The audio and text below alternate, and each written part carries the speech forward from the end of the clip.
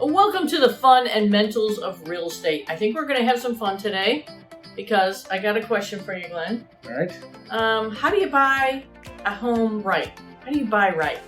Well, that's the mental side of it for me is the mortgages, so I don't know. You're going to have to tell me. Okay. I'm your host here today, Angela Dillmon with Keller, Realty, Chesterfield, in St. Louis, Missouri. And this is my wealth building partner, Glen Calvin at Gill Mortgage right here in Chesterfield. All right. How do you buy right and what does it mean? Okay. People often, they're always very, very cautious about making a wrong decision. They want to buy right. Okay. So let's just talk about buying right on categories here. Let's just say you're a first-time home buyer. It might mean something different for a first-time home buyer than it does for the empty nester like me, right? All right. So if you're a first-time home buyer, you want to go into a home that you could hopefully improve, right? So our fun today is that you get to make money. If you buy right, you make money. Okay, so everyone says that you make money. You make your money in real estate when you buy it. Yes, definitely. Okay, right. So buying at the right price and then buying a home that you can improve when you're a first-time home buyer is always amazing. So paint, clean and paint. You buy a house that's kind of dirty and has a lot of stuff in it and needs paint, oh my gosh, please consider buying it because no one else is looking at it. And clean and painting is your best return on investment you will ever see in your lifetime. It is amazing. It's like something you don't need experience. You don't need experience. You can do it yourself, right? Yeah, of course. Right? A finished lower level, for instance. Wait a minute. Didn't you finish your lower level? Oh, so our basement, let me tell you about my basement. So when you go down to my basement, you're going to see a map of Finland. You're going to see pictures of the fjords and a beautiful flag of Finland. And then I tell everybody that I have a finished basement. Oh my gosh, that's bad. That's so bad. I told you he was a funny guy, but I'm not so sure today. All right. So if you can improve a lower level or finish lower level. You know, when we bought our house, it was just concrete and concrete on the floor and on the walls, and we redid our basement. Oh, we did it a couple years after we'd been there. And it was a great return. I'm not selling it, but just having the extra space. Okay, I got to tell you guys. Fixing up your basement, having a finished basement. Finished basement. If you can buy one that's already partially finished and just needs new flooring and paint, let's just say it has paneling, and you can just paint that paneling and lighten it up and put a new floor in, oh my gosh, please do it. Because the cost of lumber and the cost of materials have gone so high. When I finished my basement 20 years ago, and I'm talking at least, I don't know, we got down 1,200 square feet at least to finish lower, a big family room, eating area, a big man cave place, a bath, a bedroom, okay, all the things. It cost me $20,000. You can't touch that for $20,000 today. So it never gets any cheaper. Right. So if you can buy one that's got something built out down there, it's always really great. It is a fantastic investment.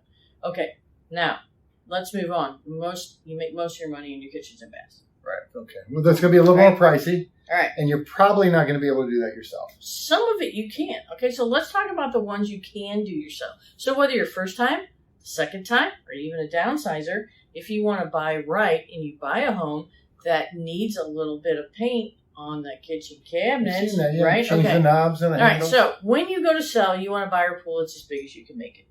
Now, buying a home is an emotional experience for most people, right? I don't just like the home. I probably love it. There's something about it I love, right? Okay, there's only two ways to trip emotional triggers. Colors are one of them. Colors and staging. So, the color of your walls, the color of your flooring, the color of your counters, the color of your cabinets. So let's just take those old oak cabinets and paint them. Paint them gray, paint them white. They're painting them different shades of green right now. You don't want to get too trendy, but black. You've seen black on them. So there's an easy process to paint them. Put some handles on them. Put some new counters on it, and voila! It's like you got a brand new kitchen, but you didn't spend much money. And right now, it's playing very, very well in the marketplace. Just a little bit of updating your kitchen. The return on investment is quite amazing. You can update the appliances too. Update the appliances, right. So didn't we just have a guy do that? Yeah, we did. Yes. No, he bought it, had patches on the walls. And yeah, it wasn't even pretty. Right. The place wasn't even pretty. He went in and painted his kitchen cabinets, put new appliances in it. New handles. Right? Yeah. He put a new HVAC system in it because it needed it, right? So let's just say the guy put like $10,000 in it. All right, so he bought it, put about $10,000 on it, and he has a $36,000 profit. Right. Okay, 3 times the amount of what he put in the place, just like that in 2 years. No, okay, it was less than a year. It was less than a year. Yeah, he had a different job and he wanted to relocate or move. I don't remember the exact reason why he wanted to move. I think it was about 10 months ago.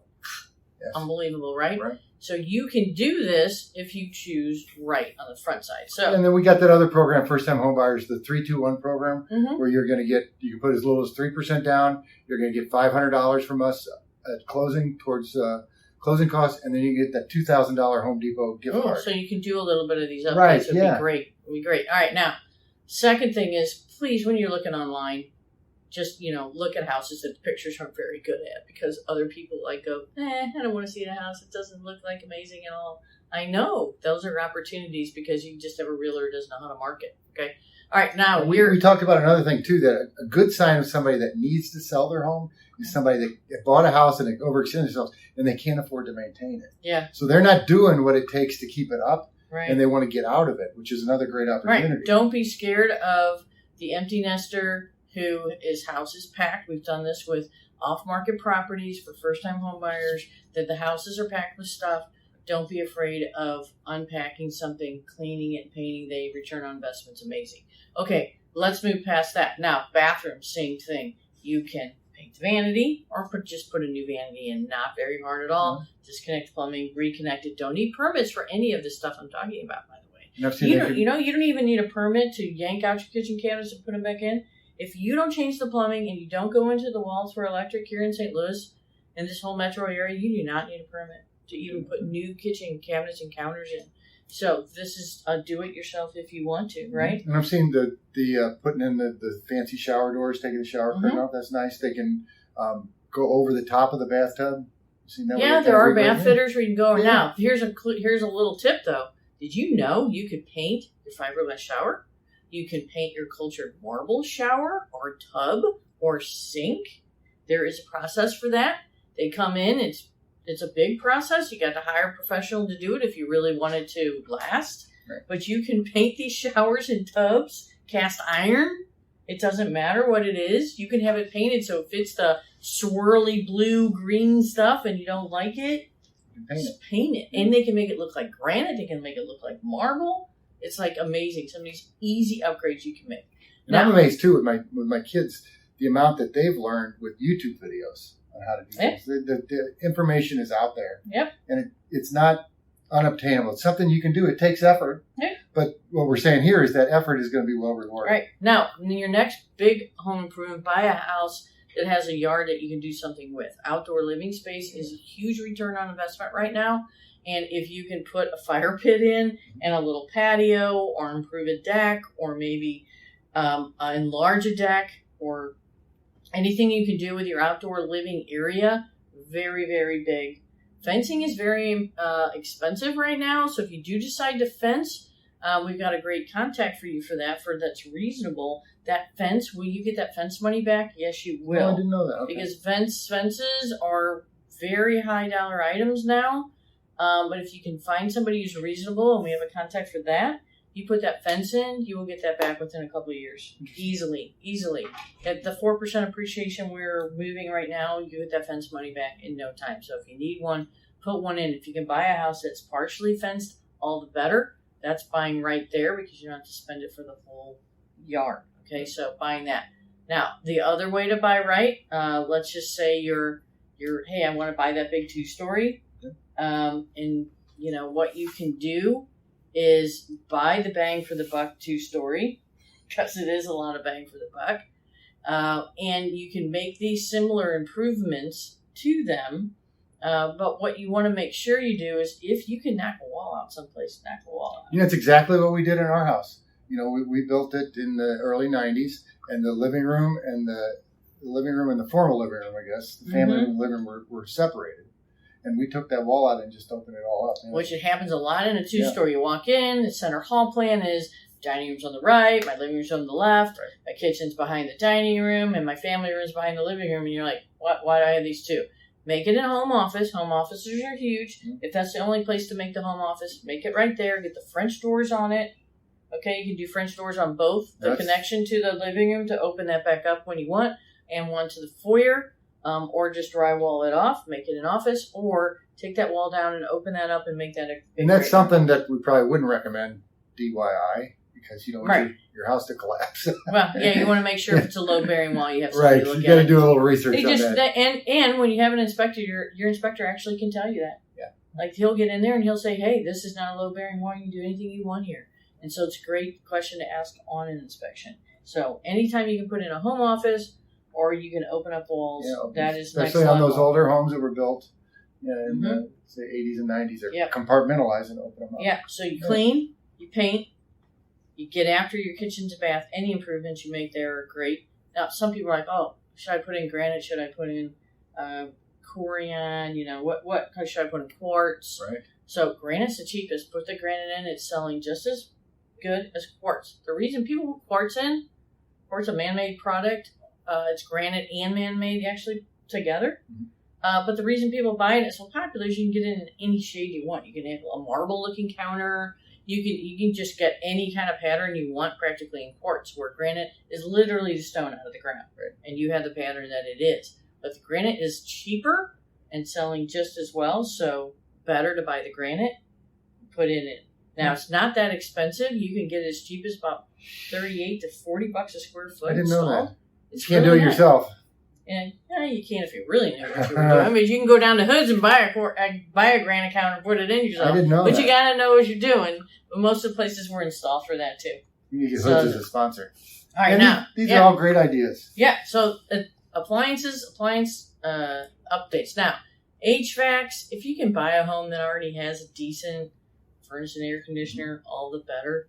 Because that doesn't sell as well as making kitchen and bath updates. And usually you're going to get the building inspection. They're going to tell you about the HVAC. They're going to tell you about the roof. Yeah, get a home warranty plan. Let the home warranty plan kind of cover some of that stuff.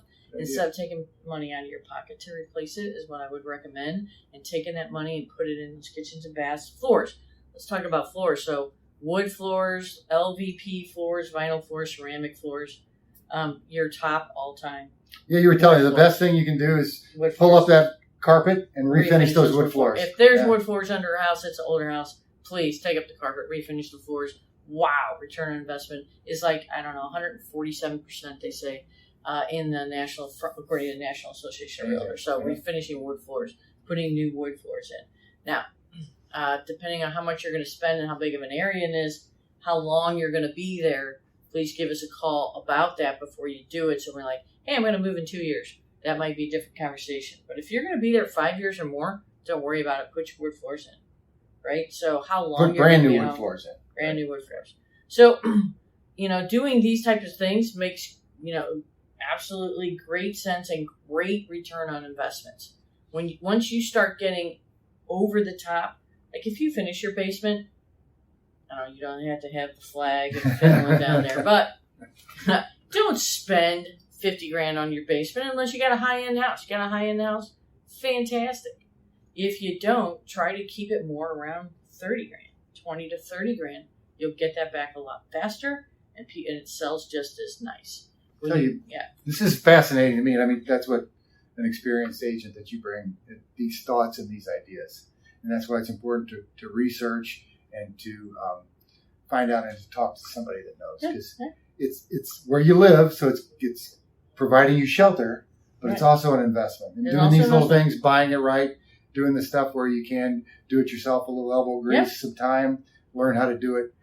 You're increasing the value. Yep. So you're providing yourself shelter. You're not throwing your money away on rent. Right. And you're making money. And we talked before about using, especially the first-time home buyer, catapulting yourself to that next house. It's a great way to do it. Absolutely. Good stuff today. Yeah. Now, when you're downsized, you may not care about any of it. You'll just spend whatever you're going to spend on it and buy whatever you're going to buy. And that's really common. And who cares? The kids can deal with it. That's okay. That's all good. Right, it's all good. All right. So hopefully this will help in your research when you're researching about things to do and how to buy right. And just make sure that you are buying something that you can improve. And if you are buying something that's done to the nines and you don't want to improve anything and that's the way you want to buy, just please be there for at least 3 to 5 years. It's really recommended more of the 5 to 7. Most people are staying in their homes 10 years. 10 years, don't worry about it. The cost of living doubles every 20 years. You're going to be amazed what your house is going to be worth in 10 years. So if you buy something that is just already completely remodeled, fantastic. You're going to be there 10 years. Don't worry about it. Enjoy it. You will still make money just by staying there that length of time. Thanks for joining us today. I'm Angela Dillmon, and this is my host, Glen Calvin. Glen Calvin, thanks. and we'll Good see stuff you next today. week. All right. Would you like to know how much cash is in your home? Would you like to know what that cash could do for you? Would you like to figure out how to pay off your home faster? Would you like to set up a private search where no one will try to bug you or sell you anything when you're searching for another home? I got an app for that. The wealth building app for your home. HomeBot. It's free. Click here.